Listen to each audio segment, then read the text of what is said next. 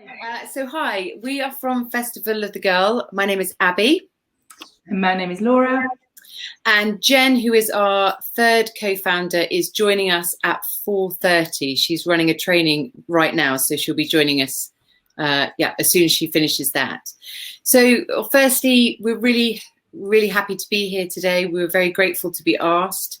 Mainly because we're going to tell you about what we're doing with Festival of the Girl, but it's, one of the things for us is changing how our young girls see the world around them and visualize what they can do within that world. And we're really aware that in gaming, we need to get more girls involved, but we don't know anything ourselves about gaming and about that world. So we're really excited to be here, share with you what we're doing with our festival, because we then want to learn from you and get guidance and advice from you, and maybe even work with some of you to really help connect with as many girls as possible and make our festivals as impactful as possible. So thank you for being here and for having us. So I'm going to start actually by showing a video from our first festival. We founded Festival of the Girl in 2019.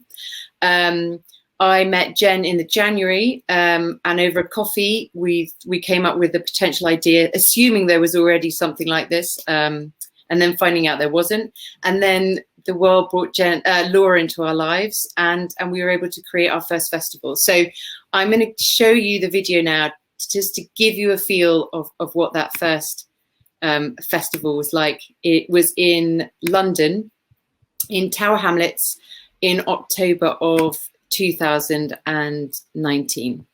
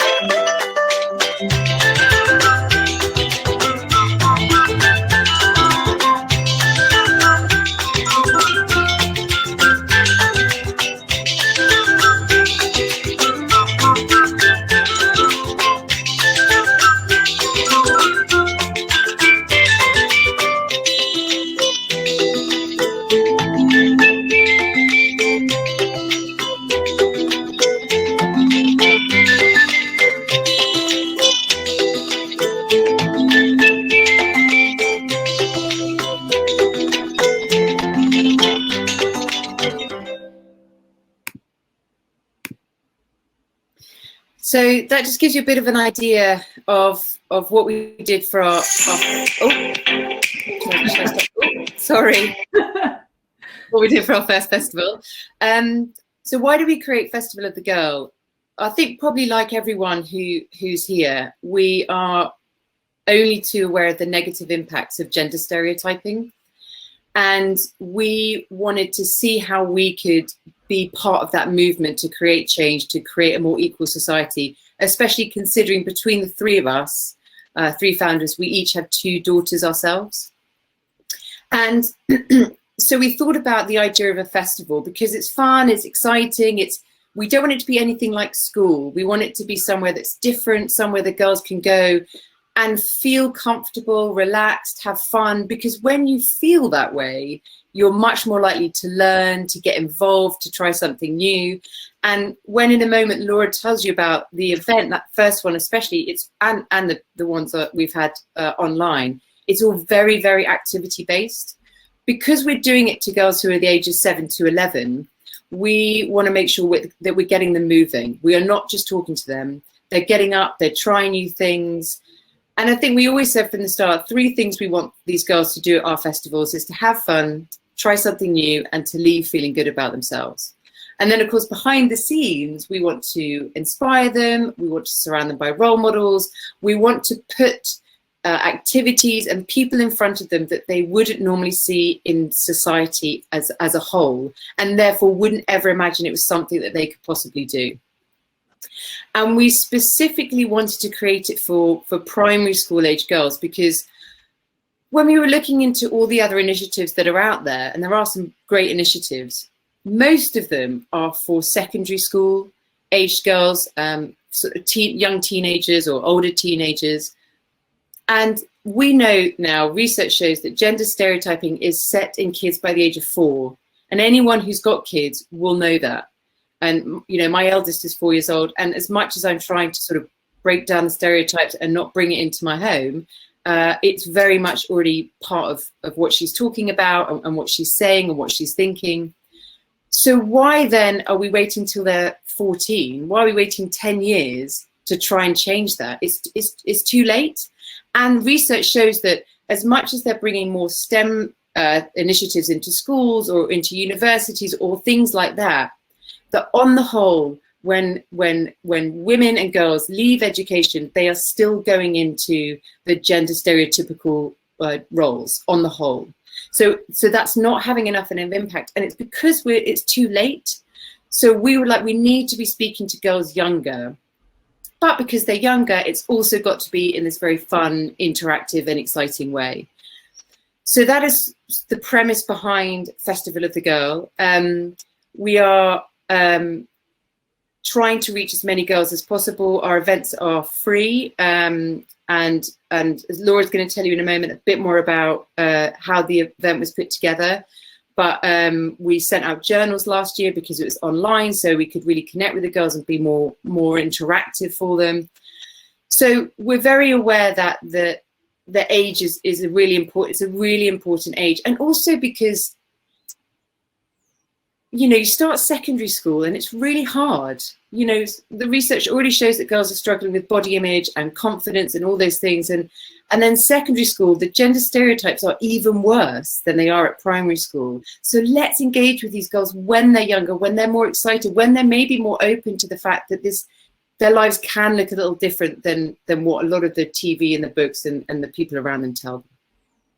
So I'm now going to sort of hand you over to Laura, because she is our events guru, and she was able to bring together not only our first event when we sort of were just like the blind leading the blind, but also our second event last year, which we took online, considering everything that was going on. So over to you, Laura. Hi. Yeah, I kind of came in, I run an event agency, Electric Sunshine. So I met Abby in networking, and I kind of felt very passionate as soon as I started talking to Abby and obviously Jen. Kind of felt really passionate about the cause. And I had a daughter at the time. I've got now another daughter, so we all have 2 daughters. So we've got 6 girls between us. But felt really passionate. And as soon as actually I had an education through Abby and Jen about the statistics and the research, and it's really, when you start thinking about it and you start looking around you, you know, I mean, Jen is brilliant. She kind of flags things like, you know, there's T-shirts in Tesco, and why is girls have princesses and boys have pirates, and it's these small things which kind of are these triggers, and they happen, and we've got to try and stop these, or kind of open girls up to kind of different things they can be. And of course that's from what they experience, what they see. I think when we were thinking about the event and brainstorming all around a big table kind of in the summer before the event, we had lots of ideas. It was all quite, sometimes it got a bit serious. I think we realised, like Abby said, that we had to make the girls really take it all in. It had to be fun. They're 7 to 11. We had to make it friendly, fun, really active, and make it something that they kind of just took in naturally, which hopefully they would then go off and, kind of apply to their day-to-day lives. We wanted to put stuff into activities into the event that they're just not typically exposed to, and not for anyone's fault or any whoever looks after them, their carers' fault. It's just sometimes girls just don't go, they just don't experience certain things. They're more left for boys, and vice versa. So we kind of really sort of looked at activities that they might not typically get a chance to engage in, or if it was there, say at a fatal affair, they might not feel it's right for them. So for example, we had the army with us, and they might not have in another setting felt that they could do that if that was mainly boys taking part. So it was really great to have we wanted to have an environment where they felt they could really just get involved, and there was no barrier to going up to the activities. It was all for them. It made them feel special. It's an event about girls, event about girls their age, and we wanted them to feel special and that they could do anything in the space. So once we kind of got to our head that it was going to be fun and active, but we had these kind of obviously the messages going on the background about kind of be whatever you want to be and look at these amazing females. We had to find a space. We had no budgeting, and we had no sponsorship, well, very little, and we were very heavily pregnant, all three of us. So it was really kind of quite a hard thing to pull off, but we did it. We got an amazing space. We had some lovely partners. We got sponsorship, came in right at the last second, and that helped us kind of just create a setting that was really just really friendly, really open, and you could just roam around, and the girls could just dip in and dip out. They didn't have to book too many sessions. You could just come in and come out, and it was just a really lovely feeling to the event. And it was, to be honest, a really inspirational day just to see girls try things they might not have tried before. We had a female electrician showing girls how to wire a plug and what equipment they might need to use. We had the army doing girls boot camp, so they had hats on and the camouflage. Lightsabers, all the girls running, doing light-saving tricks.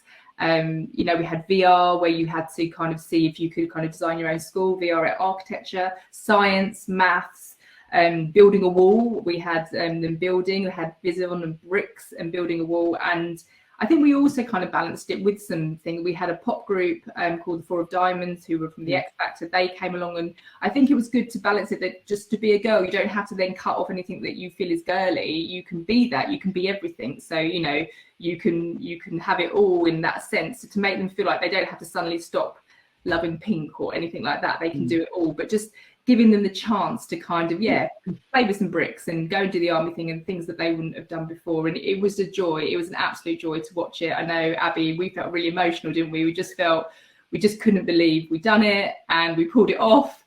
I was about to drop. I think I had 4 weeks before my second was born, and I think we just were overwhelmed by the response. We had a feedback wall, and the girls just came away. We could see the confidence in them. We could see how much they were loving it and how much they really enjoyed all these sessions. And we had queues, didn't we, for like army and lightsaber. They just wanted to get involved, and no one was shy. Everyone just got stuck in, and it was just a really special moment for us. And I think it just put together the fact that we were on the right track, that this was something really special. And while we had to be virtual last year, it was still incredibly special. And we are virtual again, but we can't wait to get back to live next year, just to actually see all the girls kind of participating again. But yeah, we knew we created a moment, and that actually what we kind of, I suppose, hit on was right, and we were on the right track, that there was a gap in the market, and that we needed to kind of come in and help these younger girls before they got to their secondary school age. So yeah, I think it was a proud moment, wasn't it, Abby? Yeah, oh God, absolutely. Yeah. And I must say, one thing that we haven't yet said is that in October the 11th, for those of you that don't know, it's International Day of the Girl.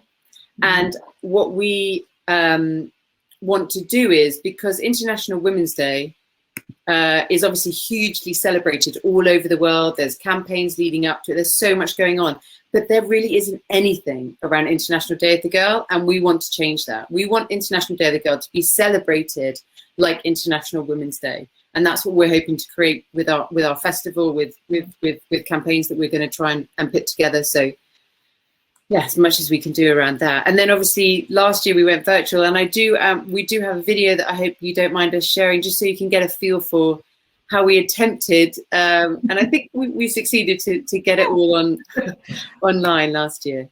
So I'll just find that and share it with you now. Yeah.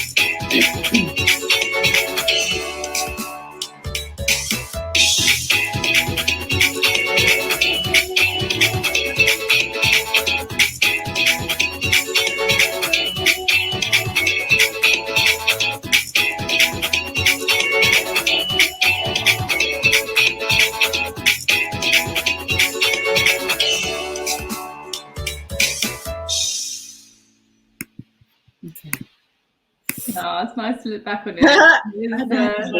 So that went really well, didn't it? Yeah, and I think what we learned is, you know, when we did the live, we had, I think, 150 girls, didn't we, in our first festival, and then we thought, well, let's see if we can try and get 500 girls to sign up for our virtual festival, and we had over 2,000 girls sign up, and from different countries, and I think what that shows is, because we don't have any budget for marketing, it's just us three just trying to do social media and trying to do these different things. And I think what that showed was there's a lot of people out there that are interested in this, that want to get their girls involved with this. So I think that's what we really learned from doing it virtually. And I think we'll always have a virtual aspect going forward.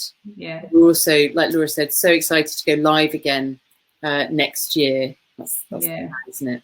And I think it's about reach for us. And I think, yeah, kind of just getting as many girls, you know, this is a free event. You get a beautiful, you know, booklet with the virtual event. And it really is just about getting many girls involved, because then that's our mission. That's, you know, kind of just to kind of really get everyone to come and experience this, whether it's virtually or live, you know, to come and kind of experience things that you might not have sort of seen or done before. So, yeah, the virtual, yeah, we're really, really happy with the way it went. And the next one is very, very soon. So yeah, everyone sign up.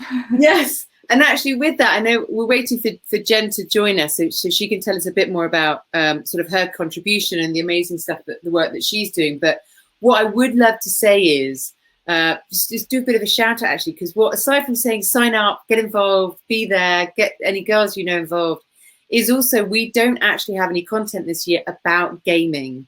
So if there is anybody out there, or you know anyone that could create a pre-recorded 10-minute video that talks to the girls about gaming, and maybe there's an activity that they could do at home, we would really love that. We do need it in like the next week and a half to 2 weeks, but we would really love it.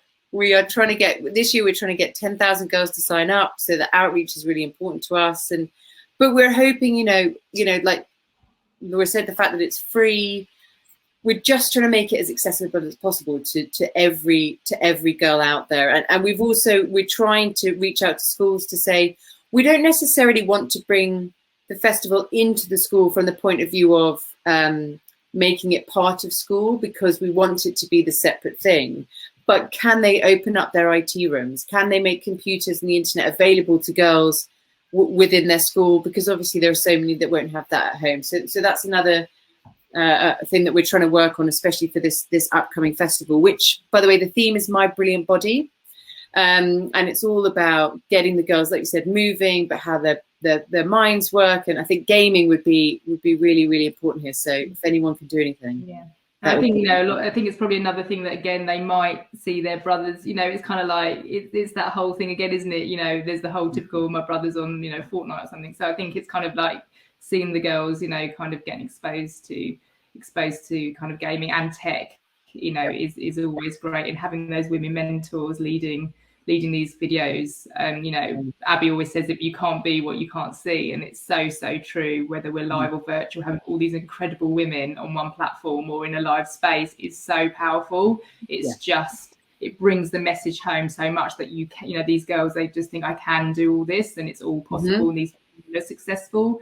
And once you see it, it's quite hard to kind of forget that, or even if someone wants to tell you no, you've seen it. So I think that's the kind of general response that we kind of get, don't we, from all of this. And we've had some amazing stories. Do you want to tell Abby about the girls that kind of gone on to kind of do different things, and I suppose they've joined football and different things? Yeah, there was one girl who she'd always sort of been really nervous about joining a football club, especially because like you say, she always saw her brothers doing it, loved it, but didn't want to do it herself. And then saw one of the videos where it was young girls. Was the Crystal Palace girls team talking about it, and then the next week she joined a club and is doing really well and loving it a year on. And there was another young girl who has now, she joined one of the videos that was all about sort of writing your own story, and is now being published in a book with other. I mean, it's really, so when we hear stuff like that, I think from the beginning we said, if we can make a difference for one girl, then our job here is done. So when we hear stuff like that, it just, well, it makes me quite emotional. Yeah. But the other thing that we've done this year is we have attempted our first campaign. Because, like, with International Women's Day, there's always a hashtag. And this past one, it was hashtag choose to change. So we thought, let's try and do one ourselves this year. Because as far as we're aware, there isn't one for International Day of the Girl. I don't want to say that no one is doing it, but we've never seen it. So we thought, let's do it ourselves this year. And for us, so the hashtag is Girl Power 2021. And what we're trying to do is that 25 years on after the Spice Girls making it global, we're asking girls to redefine what girl power means to them as Jenna Ives. So Jen, as you've just heard, I was literally just about to tell them about the Girl Power campaign. So I'm just going to hand over to you to tell them about it. Oh no, we've lost Jen. Oh no, am I still here? No, yeah, we just can't see you. Hang on. I think I just froze in a really odd position. Am I here now? Yes, we can see you now. Brilliant. Hello, everyone. Hello. Is this working? Yes. Okay, cool. Oh, Lauren said hello. Hello, Marie-Claire. I'm just going to read the chat. No, so we just been talking about Girl Power, Abby. Well, no, I'm literally just saying that we attempted to do our first campaign, but I haven't told them anything about it. So I thought you could do that. Okay, sure, I'll do that. So it was, we thought that we would really like to get people sharing what feminism is for young girls, really, now, because we think it's certain things, but we're obviously talking about it from the perspective of 30-something. Are we all still 30-something? I think we are. No, Lord, no. We are a different generation, and our festival audiences are these youngsters. So we really wanted to know what they believe girl power is, and the campaign was all about making a noise, and also making a noise about the people that inspire those youngsters too. Because the Spice Girls, I think, so I don't know if anyone on here has read the book What Would the Spice Girls Do by an author called Lauren Bravo. It's really good actually, because I was kind of a fan of the Spice Girls, but I didn't. It's Carlene's up for it. It's it is a really good book around actually the change they made when they came out. It was quite impactful on the way feminism evolved, and so we were trying to think, well, that was actually 25 years ago, as I think Abby just said. So what does it mean now? What does girl power mean? How far have we come in the last 25 years? So I do really recommend having a look at that book, because they kind of take everything that the Spice Girls did and relate to how it changed feminism then in the 90s. So the campaign is about getting people to share what girl power means to them, and particularly from the voices of the girls. We've run into some challenges, obviously, because it's a social media campaign, and of course our target age group are not on social media, nor should they be at the age of 7. So it's been, I think, challenging. We've learned in that sense that parents or caregivers or aunties and uncles, whoever they may be, have obviously had to take an extra step of asking their youngsters. But we've had some really cool entries, haven't we? We've had full-blown presentations by some. We've had poems. We've had written entries. We've had photos of people on top of mountains, skateboarding in a tutu, all sorts kind of stuff. That kind of stuff. So, and did you mention the photo shoot already, Abby? Or No.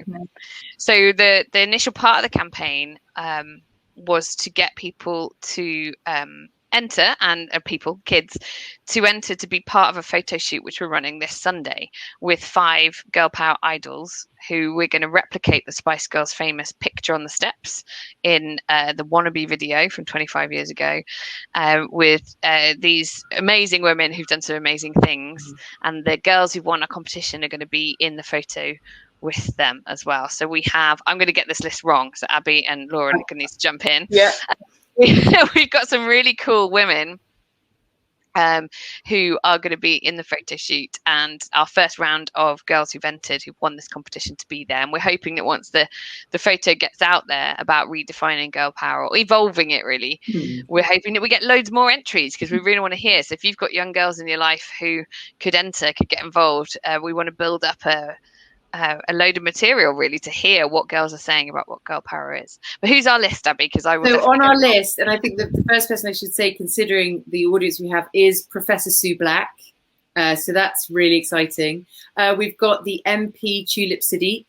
We've got the actress Sarah Gordy. We've got Vanessa Wallace, the Paralympian who was in Tokyo doing the shot put just a few weeks ago.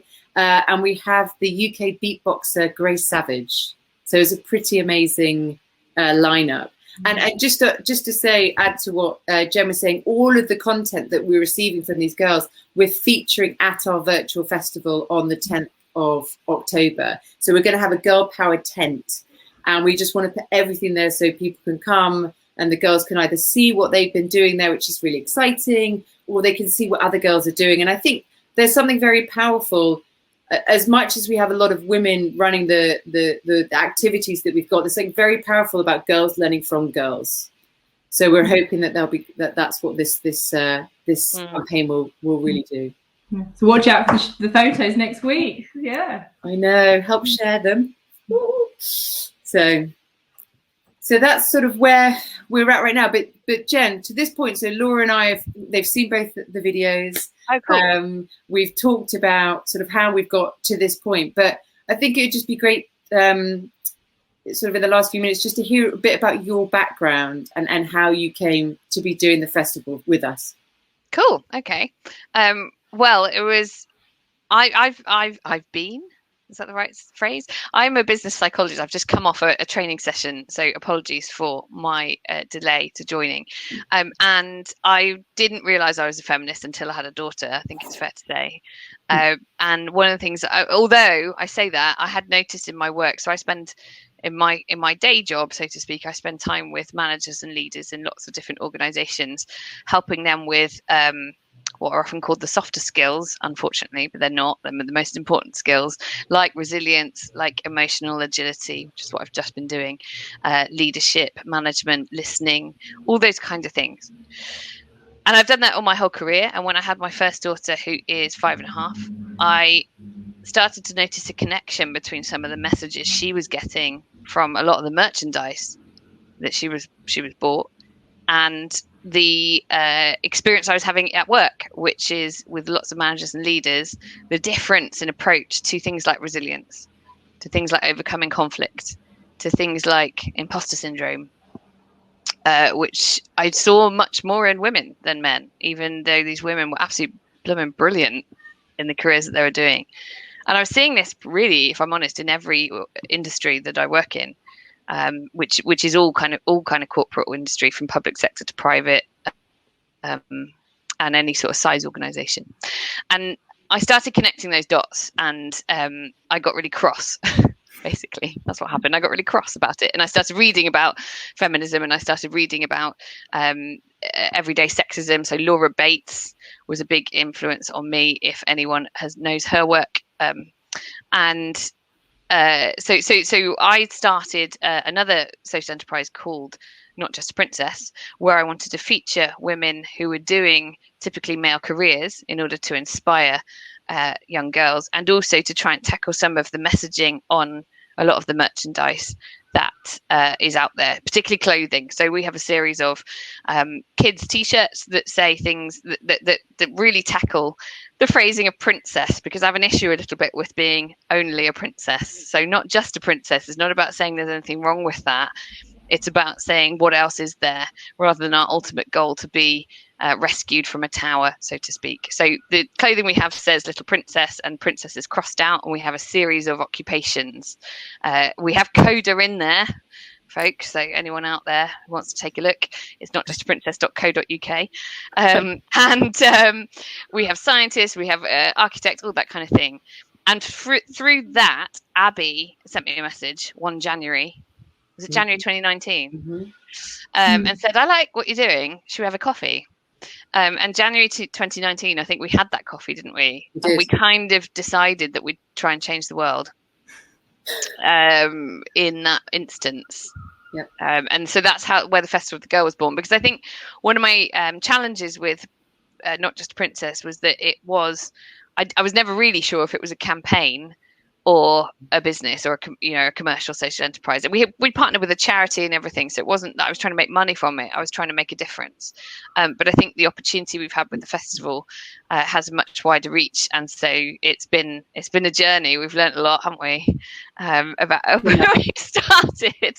But also my favourite thing, I don't know if you've said this, Abby, but when we did our very first festival, the live one, 2019, we were all pregnant with our second. And then we all had another girl. So we got 6 girls between us, which we couldn't have planned. So that's my story. And so I do both. I'm still in the psychology world, but I do talk quite a lot more about diversity, particularly when it comes to gender. Mm. Yeah. We've had a question through on Q&A. I don't know if you've seen that. I don't know if we're meant to. I don't know if we're meant to, or indeed allow. Well, I mean, are we meant to do that? I don't know how the Q&A works. Well, Lauren, let us know, because I think what's happening is that they're sending through questions that they're going to ask us at a later date, but then Charlie said we can answer it, so go for it, Jen. Oh, okay. Well, where was it? And now it's gone now, the one I saw. Mm-hmm. Do you have anything for younger children? That's the one. Nice colouring pages on your website. Are there any other resources you have or can recommend? I have a little niece. Well, for us, actually, all of our girls are younger than Festival of the Girl age. Yeah. So we've got them aging from between 1 to 5. So, I mean, I guess that, like, for example, there is the colouring. For me, last year for the virtual festival, I did show some of the videos to my daughter Margot. Like, one of them was Bryony Page, the now bronze medalist Olympian from Tokyo, doing trampolining. So it was a short video about her trampolining and things you can try on your trampoline or bed, whatever you might have at home. And so she really enjoyed that. So I still got her to take bits from it. Yeah. And I think just the overall, even if she's not paying that much attention, I sort of had her I just had it on and showing her stuff. So although we don't have anything specifically for younger, we're just trying to surround our girls with it anyway. Yeah, and there's loads that my daughter definitely got involved with last year. She came the first year; she was only 3.5. Yeah, they were all there. Yeah, so I think so definitely look at that. I think there's a lot of really good books out there at the moment that tackle some of this. The other thing I do, Alexandra, who asked the question, I don't know if this helps, but if I don't know if you get to read her the bedtime stories, but if I do come across something that doesn't sit right with me, gendered animals when they're all boys, for example, or the kind of classic somebody rescues the princess, I just expand on it and I say, what do you think the princess did next? Or I switch the genders and have that discussion, because I think that's really key. It's not about telling them what to think, but helping them to start to challenge it. And even at the young age of 5, that's certainly what I try to do with my daughter. Well, both of them, but the youngest one doesn't really speak much yet. But so to give you a really concrete example, because I'll just carry on chat. I could chat for England, so as you've probably noticed, Abby and Nora are like, oh, Jen's here, she'll just natter. Beauty and the Beast, one of my favourite films. I have a bit of an issue with it. I think there should be a sequel, because Belle is a really strong character to start with. She's all about wanting more than a provincial life. She's all about trying to get kids to read and all that kind of thing. She loves reading. She gets bullied for it. And she does go on an adventure, and she goes on an adventure and gets married. And that for me is just not a good enough ending, because I'm not saying that shouldn't be a girl's goal, but I think that it shouldn't be the only goal. And so, little things like that, I talk to my daughter about, what does Belle do next? And what do we like about her character, not about how she looks? So those are the kinds of things you can do with younger girls. But in terms of resources, I do think there's quite a lot of books out there that you can see. We had a partnership with an author last year, didn't we, Abby? I'm trying to remember now. Yeah. I can't remember. None of us have had a lot of sleep in recent times, so it may not make entire sense. But I think there's platforms out there to certainly share those kinds of books. Yeah, definitely. Okay, well, I think we're sort of getting towards the end of our session, so I think we'll round it up. I don't know if there's anything that either else you two want to finish with. I think just sign up. I think just please spread the word. We this is, like we've said, it's a free festival. Everyone is welcome. We want as many people as possible to sign up this year. We've got some amazing things like lining up. We've got another great journal to send out to everyone. So as soon as you register, we get your details and we send a journal out. It's all free.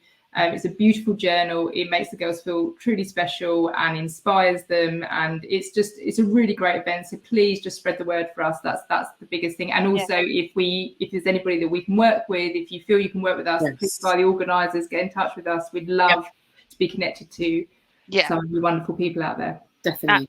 Absolutely, that's a field that we don't know much about. I think our way of certainly my way of connecting to this conference shows I'm not very techie, but we would love to make sure that we do share that, because it's a really key part of the future. So girls need to be massively involved. So anyone out there listening who can help us, please do.